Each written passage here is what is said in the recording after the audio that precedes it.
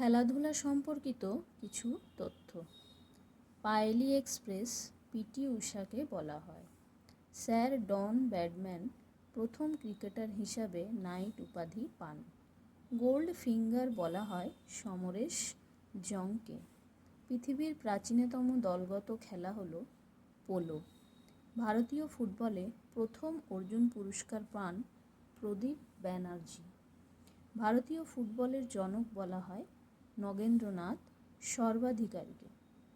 বিশ্বনাথন আনন্দ বিশ্বকাপ চ্যাম্পিয়ন হন 2000, 2007 সালে এবং দাবাই অস্কার পান 1997, 98, 2003, 4, 8, 9 সালে।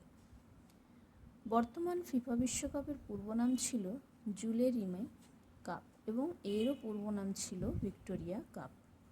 টেস্ট ক্রিকেটে ভারতে প্রথম অধিনায়ক হন C K. Naidu, first Padma Shri cricketer.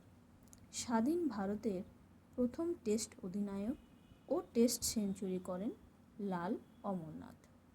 ধন্যবাদ।